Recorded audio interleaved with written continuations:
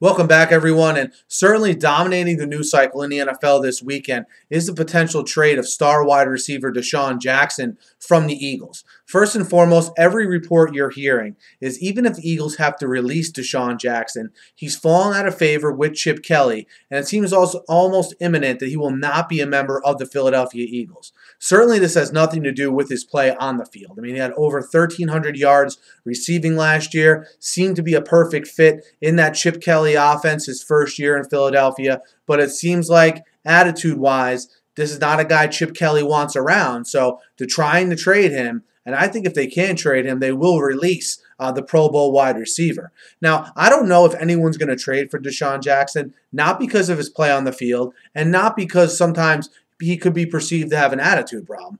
No one's going to trade for him because he's due to make $10.25 million next year. So I think what the most likely scenario you'll see is I don't think you'll see anyone trade for DeSean Jackson. I mean, you even had Woody Johnson mention DeSean Jackson by name tonight at the owners' meeting as a guy they're looking at bringing in, but in the next breath said, it wouldn't be to their advantage to have to trade for him. And that's almost certainly, making reference to, one, what they'd have to give up, and most importantly, the money. And if I'm DeSean Jackson, I'm not going to restructure.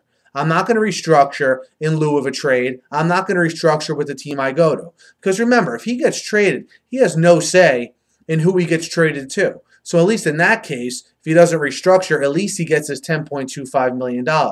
And the flip side of that is, if he doesn't restructure, okay, the Eagles release him, well, now DeSean Jackson can negotiate a new contract and pick his destination. To me, that's an important part of this. To ask a guy to restructure only to be traded is tough because then he has no say on where he's going. So I think that's the most likely scenario you see play out here.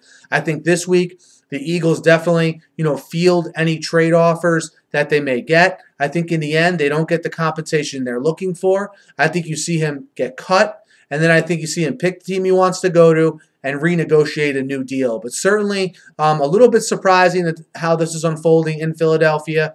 There seem to be problems right from the end of the year where, as they sat in the locker room after they lost their NFC playoff game, you had DeSean Jackson already talking about his contract. I think that rubbed a lot of people the wrong way. And most certainly probably rubbed Chip Kelly the wrong way. And we have a Pro Bowl receiver likely on his way out in Philadelphia. Guys, let me know what you think the most likely ending to this scenario with DeSean Jackson is.